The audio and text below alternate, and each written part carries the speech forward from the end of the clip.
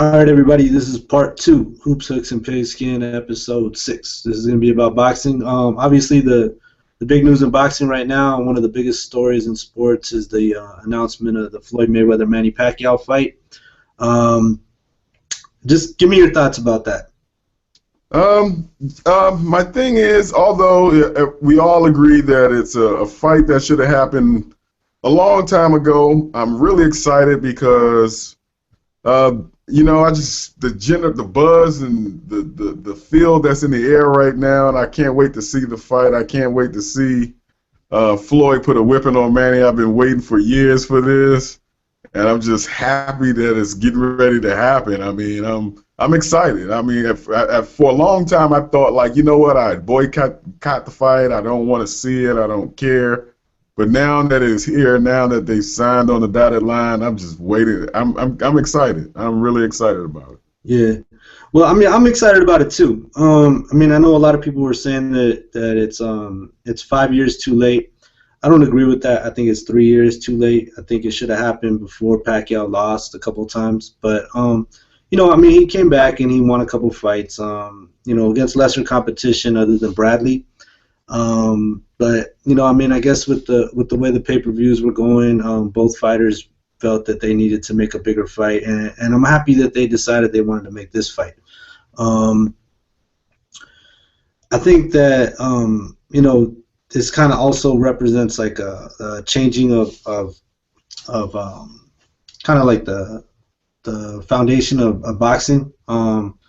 With Pacquiao being an HBO fighter and HBO representing the status quo and a lot of the moves that Al Heyman has been making, and Mayweather being an Al Heyman fighter, I think that the fact that they finally came to the table and finally made a deal, it does show that they're ready to go head to head with each other, not just the fighters, but the money people who are behind the fighters, which is. I guess it's a good thing that they finally were willing to put everything to the side, but it does present an interesting dynamic knowing that this is happening all while this fight that we've been waiting for a long time is finally going to happen. Yeah. And one thing it shows is the boxers themselves, they have a lot more power to make things happen. I mean, if they didn't come together that day at the Heat game, we might not be here talking about this. So the fact that they could come together and say, look, man, we can put whatever we need to aside and let's fight. I'm just happy about that because it's good for the sport. Whether it happened too late, I mean, they've always had their issues, whether it be the PEDs, whether it be whatever the tape of the purse, things like that. So I'm glad they could work through all those things. It's good for boxing. It brings the general fan back into the sport. And it's just something that was needed. I hope we can get more fights like this going forward. Yeah, I agree. And one thing that I think might happen, because it's only going to be a 3-fight pay-per-view, the main event, a top-ranked fight, and a Mayweather Promotions fight. I think one thing that we may see is some fights either on CBS or CBS Sports Network before for free. And so that kind of gets to what you were getting at about the general fan being able to access the sport. I mean, I think that pay-per-view has been good for the fighters in terms of the upper echelon fighters in terms of being able to maximize their revenue. Like they're saying that just with this fight being the 5th fight of Mayweather's contract with Showtime, he's gonna get to $300 million in those 5 fights. That can't happen without pay-per-view. But I mean, there's got to be something else, like this is not getting to enough people other than Mayweather or Pacquiao. So I think it's a good thing. Hopefully we will see some network fights as part of this. And yeah, I mean, it's just it's like it's finally over. The wait is finally over. Yeah, and one thing to piggyback off of what you were saying is they can generate revenue off of commercial sales, sort of like a Super Bowl, like at some, if they were to do a major fight on CBS or something like that, they just take a longer break between rounds or something like that and sell commercial space. Why won't they? I wonder if that idea has been approached by anybody or or anything like that? Kind of go off topic here. Oh no, that's a topic that I did want to get into. If we're gonna get into this about Al Heyman and what Al Heyman is doing in terms of sort of creating his own league with this Premier Boxing Champions Series. Mm-hmm. What I read was that one of the reasons why it was hard to put boxing on network television was because there weren't people working at the networks who felt that it attracted a big enough audience for them to sell advertising and generate ad revenue. Okay. So that was always a major stumbling block to getting boxing on network television. When NBC started working with Main Events and Kathy Duva's organization, they did increase the length between rounds by I think like 7 seconds so that they could show 2 commercials. Okay. And I guess they were somewhat successful doing that, but what Al Heyman has done, and I think that this is the reason why he was able to make so many network deals all at once, was he's gotten a contract with the same people who do the advertising for Formula One, and they're going to handle all of the advertising for all of his series, every single one that he's launching right now. So whereas people will talk about it like it's a time buy, and one of the problems with time buys is that you have to get your own advertising. The network isn't going to help out with that. I think he kind of cut through that red tape in terms of like, well, yeah, fine, he has to come up with his own advertising, but the advertising dollars are already there because this organization, I think it's called CVC or something like that, they've already sold all of that, the advertisement, probably to the same companies that we're always seeing, like Corona and AT&T and the Mexican Tourism Board and those sorts of advertisers. So I think that there's a lot of potential for it. The key is going to be good fights. You got to have extended fights. That's the thing, because if you're selling ad space and then there's only one round, then you're not going to really get your money's worth out of your commercials, So they got to find a way to merge both. So. Yeah, and that's been one of the things. So the key is going to be to put together good fights.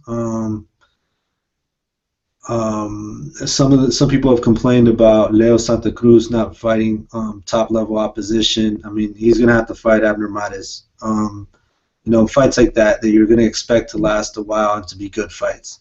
That's going to be the difference between this just being a good experiment that fails and being something that's going to grow the fan base. So I'm excited. I'm excited that it's happening at the same time that Mayweather Pacquiao is happening. And I think it's last year was a terrible year for the sport. It wasn't a bad year for the sport. It was a terrible year for the sport. And hopefully this year will be a very good year for the sport. We're getting off to a good start. I mean, just thinking about, you have Manny fighting, then with Danny Garcia, then you got the Keith Thurmans of the world. I mean, and I'm not going to. And then you think with the Triple G, he's trying to fight either Martinez or Cotto or something like that. I don't know how that's going to work. How is he going to fight? Not Martinez, but what's the guy's something? I read somewhere someone said he was going to try to fight Chavez Jr. I'm like, why would he even?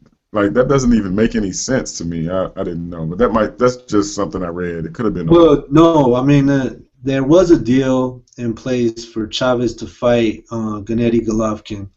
Part of the problem was that Chavez wanted to leave Top Rank and he wanted to fight with Al Heyman, and he is going to be fighting with Al Heyman. So there's just going to need to be a new deal, which like that kind of gets into what we were talking about with Mayweather and Pacquiao, is that Golovkin has been an HBO fighter, and now that Chavez is not an HBO fighter anymore, I mean, it's going to be a difficult fight to make, even though it's a big money fight. Yeah. Oh, okay. Yeah. All right. And I mean, getting back into what I was talking about, like it's almost like the situation with the UFC and Pride Fighting Championships about 10 years ago, where they were like competing leagues, and I think that Gennady Golovkin could essentially be what Fedor Emelianenko was to private fighting championships if he's not careful. He's gonna have to find a way to get good opponents because he's a good fighter, but he might break Bernard Hopkins' middleweight title defensive streak and Joe Louis's all-time title defensive streak by doing a Bum of the Month club. Yeah. It's kind of where he's at right now. I mean, I know Martin Murray was a solid fighter, but if that's the best name on your resume, I mean, it's not that impressive. No. I hear he called out Cotto as well, so I don't. And that would be a big fight. Yeah. That would be a big fight. Mm-hmm. Yeah, that would be a pretty good fight. Very, very good fight. Yeah, I don't know. I still haven't watched enough of Triple G to make an opinion of him. What is your opinion of him so far? I mean, he's gonna need to get bigger fights. I mean, like the guy is clearly talented. The guy clearly carries his power late. He has he's an efficient fighter. He's not just a wild slugger. He's definitely an efficient fighter, and so he can't hurt people late. But if Cotto's more interested in fighting, someone like a Tim Bradley or whatever, and hope to win that, and then maybe go after Mayweather in the fall, that's what he's gonna do. There's more money in that. I mean, like, yeah, Gennady Golovkin is building a fan base and starting to bring in more money, but not like Floyd Mayweather. I mean, if you can fight Floyd Mayweather or Gennady Golovkin, it's an easy choice. Mm-hmm. So, yeah, he's just gonna need to build his own name, and Chavez is one way to do that. And if you were to beat Chavez like in brutal fashion, then yeah, that starts to bring guys like Miguel Cotto to the table. We'll see. I might be wrong, but I thought Chavez Jr. was trying to move to light heavyweight now. What is he still doing? Is that wrong? No. That's true. Golovkin would need to move up in weight. So it's kind of he's kind of in a tough situation. The smaller guys who have really big names are more interested in fighting each other, and the bigger guys who are interested in fighting him would take him away from those smaller guys. So yeah, I mean he's kind of sitting where Bernard Hopkins was in about 2001, 2002. Just kind of waiting for the bigger name guys to come up to him. So yeah, it's always tough. It's always tough when you're trying to make it into that big money fight, because those guys are more interested in the biggest money generating events, and if you're not that yet, then it's a catch-22. Certainly. All right, I got a question for you. Where do you see Golden Boy headed now that Al Heyman's kind of carved out his area? Of course, HBO has their area. So what do you see up next for Golden Boy? Because they're kind of they seem like the promotion company that's on the outside looking in. Yeah, I do think that. I think Oscar made a big mistake. First of all, Oscar basically cut himself out of the CBS and NBC deals, which he definitely would have been a part of if he hadn't given Richard Schaefer and Al Heyman the boot. He also carved himself out of the Mayweather-Pacquiao fight, which he would have had a little piece of if he would have still been working with Mayweather. So he did those things, and he did get Canelo a deal with HBO, which was a good thing for his company. But he also let Canelo turn down the fight with Cotto because he was mad that Cotto was just weighing his options, and now it's like a year later he has one fight scheduled for Canelo with James Kirkland, which is a decent fight, but I mean he should have been fighting Cotto, So these mistakes, these kind of stumbling over his own feet. Yeah, I mean, unless Canelo takes events like fighting Miguel Cotto and wins those fights, Golden Boy is always going to play backseat to Top Rank at HBO. So in the whole thing between Al Heyman versus HBO, HBO might come in second, and Golden Boy is going to be second out of the second place. So you go from being the number one promotional company in the United States to being kind of the junior team in the second level league. Yeah. Yeah. It was a mistake, in my opinion. It was a mistake. They have good fighters there, like Frankie Gomez, Antonio Orozco, Brandy Caballero. They have good fighters who they can build fans around. But right now, the only guy who's really generating any money is Canelo, and that's the only one who's gonna they're gonna have to figure out a way to build events without having the resources they used to have. Sorry.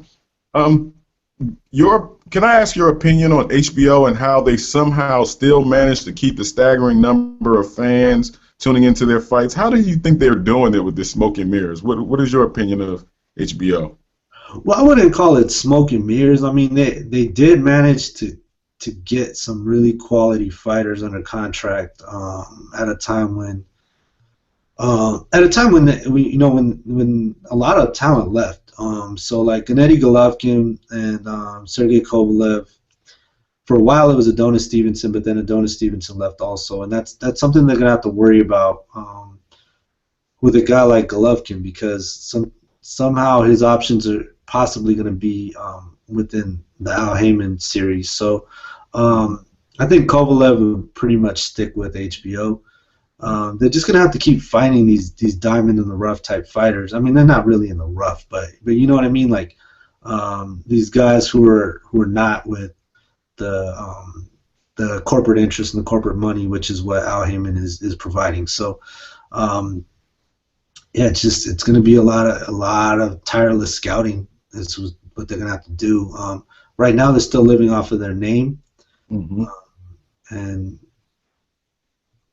we'll see a year or two from now if they can still do that. That's how they got Golovkin, and that's how they got Kovalev. We'll see if they can keep doing that in the future. What would hurt is if this drags out 10 years, because then that fractures the fan base, and that's never good. Yep, certainly. What do you think, man? I mean, like, seriously, like, I don't see HBO as being the major leagues anymore, but the boxing writers clearly do, and so like a guy like Terrence Crawford ends up winning Fighter of the Year, when to me it's like, oh well, he had a good year, but Fighter of the Year, really? I mean, only in a year as bad as 2014 does Terrence Crawford's year Fighter of the Year, Yeah. Well, there weren't many big fights, so doesn't take much. But I mean, he was getting dominated by Gamboa until Gamboa gassed out, and then he took Gamboa out, and it was pretty impressive how he did it. But before that, he was getting destroyed. So I don't know. Yeah. Well, yeah. I mean, no one else you could possibly give it to except for maybe Kovalev, but so. Yeah. Okay. Well, let me ask you this. With Miguel Cotto saying that he had wanted to fight Canelo, but Canelo walking away. I mean, what do you think of the moves that Canelo has made, and everything that got him to end up where he's at, where he's never going to fight Pacquiao. He's probably not going to get a fight with Mayweather again. And he had the Cotto fight right there, but he kind of walked away from it because he was angry with the way the negotiations were going. Like, where do you see his career at this point? I mean, right now, I think he's still such a big draw to the Mexican fan base. I think that eventually people are going to come around and have to fight him. I mean, he's a talented fighter. He's on HBO. People will come back around to fighting him. I think he's making some mistakes right now. I think Oscar needs to take him by the reins more and get more control of the situation. I don't know if Oscar's the person that can do it, considering his problems that he's had. But I think he has so much talent and he has such a following that that someone will step in at some point and get his career back on track. Yeah. I don't know. I just think he made a huge mistake. I mean, yeah, it's big, but he is a big draw, and at some point, people will allow for him to, someone will get him straight. right, right. I just can't see why with the Cotto fight so close to being made, why it being on May 2nd and not having enough time to make it on May 2nd in his mind. Drove him away from it. I just don't see that. I mean, he must have believed that Mayweather was going to fight Cotto. Like, that must have been what he thought. Yeah. Because otherwise it makes absolutely no sense. And, I really do think that right now what Cotto's going to do is he's going to fight somebody that he's pretty confident of beating to defend his middleweight title, and then go for a Mayweather fight in the fall. Like, I just think that's what Cotto's going to do. And if that's the case, Cotto can retire after that. He's not necessarily there for Canelo. I mean, he probably will be because he probably still wants to fight, but if he didn't want to, he could retire after that. Or he could go in the direction of Gennady Golovkin. I mean, who knows where Golovkin is going to be a year from now. It might be close to the same amount of money for him as fighting Canelo. Yeah. I mean, wow. And they're saying if he wants to fight Golovkin, he can do it in June. They said Golovkin can be ready in June for the fight. So if he can't get anything for May, who would Cotto fight? I mean, like a Timothy Bradley? Who would he fight? I mean, it's going to be a guy coming up in weight. Is what I was reading, and to me that means like he's angling for Mayweather. Because if he was going to fight Golovkin in the fall, he could fight him in the summer. I mean, like it's not any difference. I think he's fighting a guy who has a name, who he can make some money with, and then fight Mayweather after that. Which to me makes sense for Mayweather. I mean, if these are the last two fights of his career, Pacquiao and then Cotto for the middleweight championship, I mean that makes perfect sense to me. So. We'll see. I just think Canelo had the star-making fight right there, and let himself talk himself out of it just because he was angry with the way things were going. He'll pull a Manny. He seems like he's in that Manny Pacquiao point of his career where he's like, it can go either way for him, like where he can make the wrong mistake and just be another boxer, or he can turn it around. He can find the right fighter, make the right fight, and he's back on top again. So it's Canelo has too much going for him right now. I think for him to like spin down the drain. So I think he'll be okay. Honestly, I was just thinking about it right now, and you said he's like in the Manny Pacquiao stage. I think he's more on the Oscar De La Hoya stage. Like, he can't go wrong. He's gonna make a lot of money, but I think he's gonna talk himself out of fights that he should have had at the time when he should have had them, and he's gonna lose most of his big fights. You think so? I mean, I don't know. It depends on. I have to see the matchups. I don't know who he can actually fight right now, so I don't know. I mean, I think it's much more likely. That Canelo is going to fight Gennady Golovkin than Cotto is going to fight Gennady Golovkin. And the reason why is because those are both HBO fighters, whereas Cotto, he's kind of an HBO fighter, but he kind of also has his own ability to make whatever fights he wants. Yep. And so it's like, if you think about if Gennady Golovkin wants to stay at 160, the only guy who's really going to generate that kind of money for him and that kind of interest for him is Canelo. And Canelo just signed an exclusive deal with HBO, so he can't really go across the street to fight anybody. So I think that's a much more likely fight to see in 2016 than any other middleweight fight. I must say, though, that's a pretty big fight. Now, you can get Golovkin and you can get Canelo in the ring together. That's do you think Canelo beats Golovkin? No. Exactly. No. Lost to Mayweather. He got a pretty beneficial decision against Erislandy Lara, and he's probably going to get his ass kicked if he fights Golovkin. So, yeah, that's true. That's true. But he got that decision against Lara, and when you look at it in the record books, it goes down as a win. So. Well, it does. But Tim Bradley got a win against Manny Pacquiao. I mean, like it's the same thing.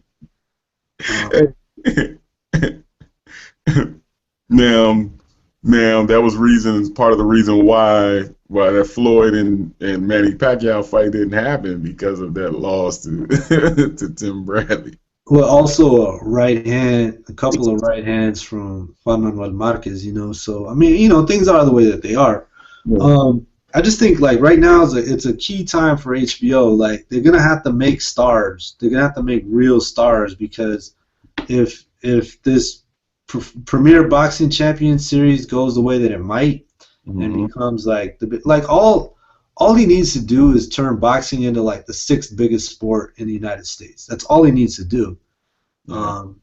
It can still trail NFL, NBA, Major League Baseball, NHL, and soccer. It just can't trail anything else, And that's not really a huge goal to make a sport that's like the 11th or 12th most popular sport in the country into like the 6th most popular sport in the country. Like it's not that big. It's not shooting for the stars really. Like that's all Al Haymon needs to do. And a lot of fighters are going to be like, well, why would I want to fight on HBO? I can make twice as much money fighting for Al Haymon, So like guys who are in that position where they're not going to make more money fighting for Al Haymon, like the Tim Bradleys, the Canelo Alvarez, the Gennady Golovkins, the Sergey Kovalevs, like those guys are going to have to become stars for HBO to be able to keep its head clearly above water. Otherwise, they're going to be back on the ropes the way they were at the end of 2013. I got a question for you. What do you think about the Wilder kid? You think he's the real deal or no? Deontay Wilder, I think, is a very good fighter. I mean, like I'm really high on him. I've been high on him since I saw him in the Olympics. I had never heard of him before the Olympics, but when I was watching him in the Olympics and I saw there's a Chinese guy he was fighting, and he hurt him so bad. I mean, this was amateurs when they still had headgear, and this guy was pretty much knocked out. They didn't call it a knockout, but I mean, he pretty much knocked him out.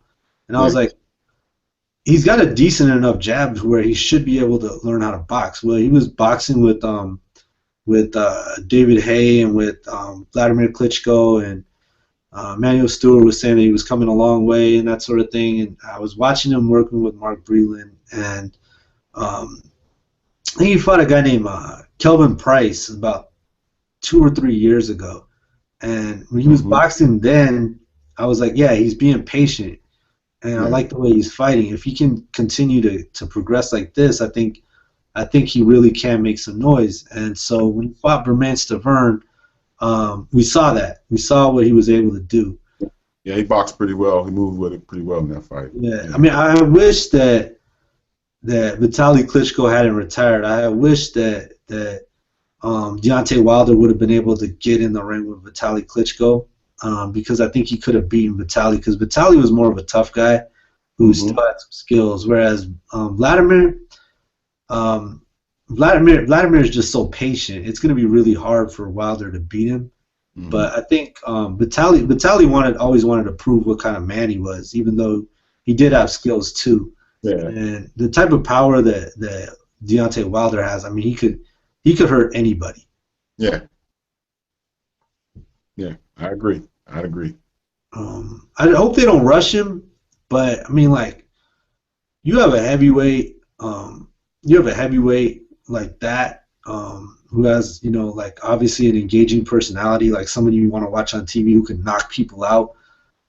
There's always going to be the temptation to put him in big fights because, I mean, it's going to sell. Yeah, but I mean, the boxing competition, there's not really a lot of great boxers he can fight in the heavyweight division. So as long as they don't throw him in with Klitschko too early, I think he'll be fine outside of that. Well, I mean, like, what about something like this? What about Chris Arreola, Tyson Fury, maybe one of the Eastern European guys who's kind of been recycled for a while. Like I don't know, like maybe Alex Povetkin or someone like that. Yeah. I mean, like you can build a name fighting those types of fights for the next year and a half, 2 years, and hopefully Vladimir's still around. I don't think there's a shortage of guys he can get better against because like no he wasn't fighting great fighters, so like anybody who's a top 10 contender is gonna help build like his ring experience. He beat Malik Scott. Unfortunately, Malik Scott went down in the first round, so he couldn't really work against the boxer. But then he beat Bermane Stiverne, outboxed him, hurt him a little bit, but wasn't able to finish him. But I think there are guys he can fight who are like fairly durable, who might be able to knock out. He just needs rounds. In my opinion, he just needs rounds. He's going to be good as long as he gets those rounds. Yeah. Okay. All right. What do you think? What's your opinion? From the little I've seen of him, I like his jab. I like the way he moves in the ring. I like his power. I just need to see more. To be honest, I haven't really formulated too much of an opinion. I just need to see what else he has to offer. See some against some different styles to see if he can grow into be the champion that we need. We need an American heavyweight champion. Yeah, and I think that's the key is that he needs to have a title reign. He needs to have a title reign where he's defending the title 5, 6, 7 times, you know, and like rushing into a Klitschko fight isn't the way to do that. But like fighting solid guys like Tyson Fury and anybody else who's out there who might be posing something of a challenge like that's how he's gonna get there. So hopefully he does. But I just think like, you know, I'm just really, the thing that really excites me is the fact that this is all being done with the potential of being done on network TV. And not just Deontay Wilder, like you have guys like Errol Spence, even Adrian Broner to a lesser extent. You know, the guy we saw from Baltimore at the Lamont Peterson fight, Gervonta Davis, he signed with Al Heyman. So he's probably going to be part of these shows too. Erickson Lubin, who was supposed to be like our best amateur for 2016, he signed with Al Heyman. So like it's just there's going to be like a lot of really good young fighters who are going to get this type of exposure, and Deontay Wilder's just one of them. And he's not even that young anymore. I mean, he's almost my age, but he's a heavyweight, and so that just adds to it. You know who's I think is gonna really blow up off of this is Keith Thurman. I think Keith Thurman is going to become a star off of this. Yeah, I mean, you might be right. Hopefully, I'm hoping that, honestly, I'm hoping that both Andre Berto and Sean Porter win their fights like the week after Keith Thurman's fight, because I think that those are the two guys he should fight after Robert Guerrero, assuming he beats Robert Guerrero. Because if he fights Robert Guerrero, Andre Berto, and Sean Porter this year, that really does set him up to be like the next welterweight after Floyd Mayweather. And I don't necessarily know that Floyd Mayweather is going to fight at welterweight ever again after May 2nd. Yeah. Maybe against Amir Khan, maybe. But other than that, he might not fight at welterweight. Amir Khan, though, I don't know why people keep suggesting that fight. Like, what is his benefit in fighting Amir Khan? Amir Khan is Amir Khan. It's not a legacy fight, but it's just a big money fight, and he's an Al Heyman fighter. Following Amir Khan, that's what I'm trying to figure out. The UK pay-per-view market is the second biggest pay-per-view market in the world, behind the US. And in the UK, they are interested in an Amir Khan Floyd Mayweather fight. Not in the US, we're not as interested in it, but in the UK, they are. So there's like a minimum level of pay-per-views that Mayweather's going to sell in the United States, no matter who he fights. And then if you maximize the UK market, it's still a big money fight.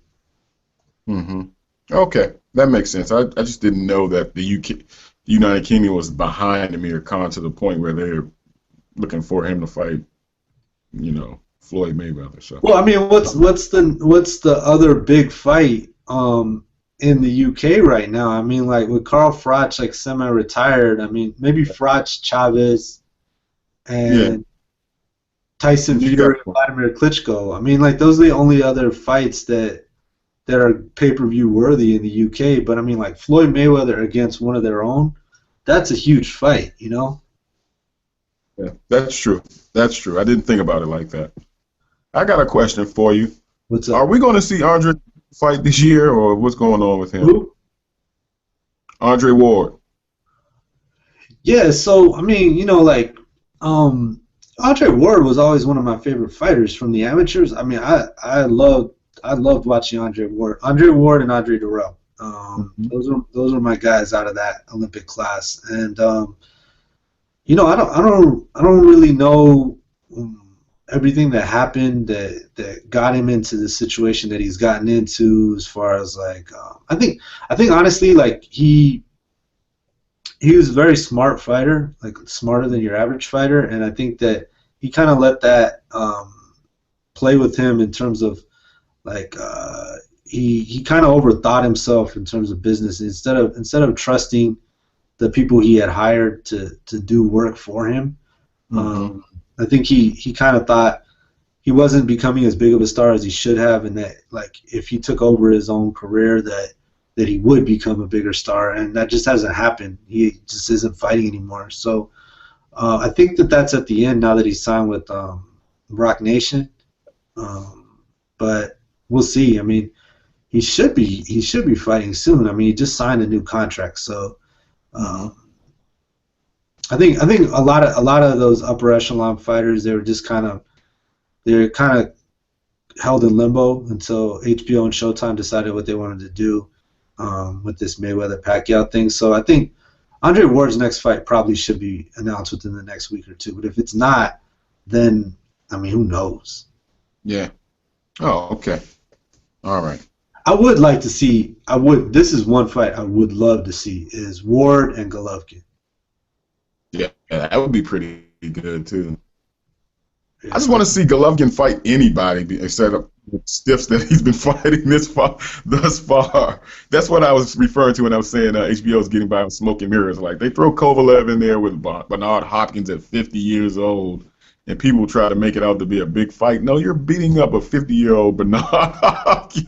yeah. I mean, like Kovalev didn't do anything that Chad Dawson didn't do. I mean, like, and Chad Dawson, like, he was a good fighter, but nothing special. You know, like, I mean, that's not to say that Kovalev couldn't do something special, but yeah, I mean, yeah, okay. So if that's what you mean by smoke and mirrors, I mean, like, those guys are gonna have to hook up. I mean, like, between Ward, Kovalev, and Golovkin, I mean, those guys are gonna have to fight each other because those are the top fighters that they have. Unless Golovkin wants to stay down at 160 and fight guys like Canelo and hope that Cotto doesn't have a Mayweather fight in his future. I mean, Mhm. I don't know. I don't know. I am disappointed in Ward's inactivity though. Like he was one of my favorite fighters, and it's just like it's hard to stay behind a guy who's not in the ring. Yeah, yeah. Well, he's commentating right now. He thinks he's George Foreman. I mean, I mean, Paulie Malignaggi, West Coast Paulie Malignaggi. Paulie, I like Paulie though. I like Paulie. So All what do you right. think? Huh? What do you think they'll do? Is I hear the sign that HBO team is getting the fight, so they'll be the ones broadcasting the actual main fight with Max Kellerman handling the sideline reporting, I guess, during the fight, like the sideline and Honestly, analysis. Having I guess they won't have Larry Merchant. Well, they'll have Larry, not Larry Merchant, but what's the Jim Lampley and um, what's his name? Roy Jones and those guys. So what do you think about that? so it's going to be the HBO team, just the HBO team. Yeah, yeah, with Max Kellerman doing the ringside stuff, and I think the Showtime guys are going to have some input on the ringside as well. See, I go two different ways with this. I don't have a problem with Mauro Ranallo not being a part of it because I don't think Mauro Ranallo's been a boxing guy for long enough. Hmm. If somebody needs to get the axe, it's him. But I think Al Bernstein, he's been in Yeah, boxing long enough to where if it's an event like this and Showtime is a part of it, I think he should be a part of it. yeah, Uh, Jim Lampley, I mean Jim Lampley has gone way out of his way to try and like discredit everything that Floyd Mayweather has done. yeah, This is a Mayweather event. I mean, like if if someone's gonna have to live with the bed that they made, I mean, and sleep in the bed that they made, I mean, it should be Jim Lampley. yeah, So anybody else, like, and I hear people saying like stuff like, well, he's the voice of boxing. It's like, no, he's just the voice of HBO, and HBO has been the biggest name in boxing. But like things change, you know. Like Al Michaels is doing boxing commentating starting on March 7th. So I mean, it's like, is Jim Lampley Al Michaels? Like, no. Like, I mean, I don't know. I don't see why he has to be a part of it. If he yeah, doesn't like Mayweather so much, he doesn't need to call the Mayweather fight. Uh, yeah.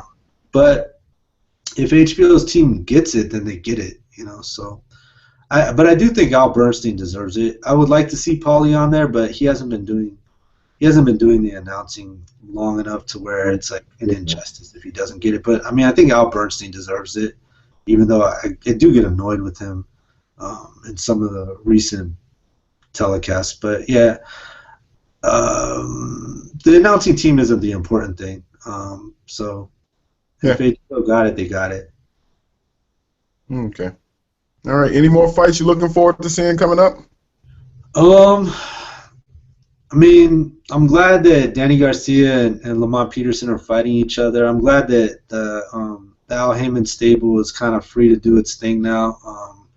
I think that the whole Golden Boy implosion kind of put Al Heyman's fighters on like hold, and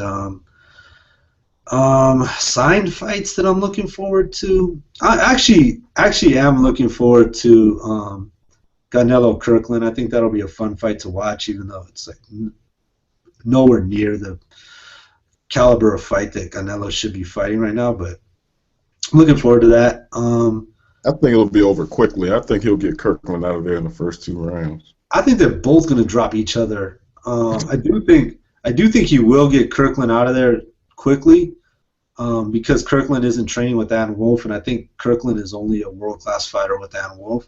But I think they're both going to drop each other, which it'll probably be a fun fight to watch for like maybe 3 rounds. Mm-hmm. Yep. I really am excited about that Keith Thurman Robert Guerrero fight though. Yeah. And let's see what else did they announce recently? Oh, Johnny Gonzalez and Gary Russell. That's a good fight. That's I'm looking forward to that one. And even Chavez and Andre Fonfara. I mean, Andre Fonfara gave Adonis Stevenson a good fight, and you know Chavez is just dumb, stubborn, strong. So yeah. that should be a fun fight to watch. And who's Kovalev fighting? Pascal. That might be a good fight. That might be a good fight. Yeah, that might be a decent fight. Pretty decent fight. Yeah. Anything else? No, that's it for me. Yeah. I mean, hopefully next time we can get a third voice on here because right now it's just you and me, and that it's not as good of a discussion. But I think it's good to get these shows put together, and yeah, I mean, I'm just excited about a lot of the things that are there, these developments that are coming, like better fights this year than last year, and obviously the fight that everybody had been waiting for. Yeah, let's try to do this again in about 2, maybe 3 weeks, and yeah, that'll be it. You want to say anything else, or can I sign off? No, that's it for me. I'm ready for the next one. All right, cool, man. Have a good night. All right. Catch you later.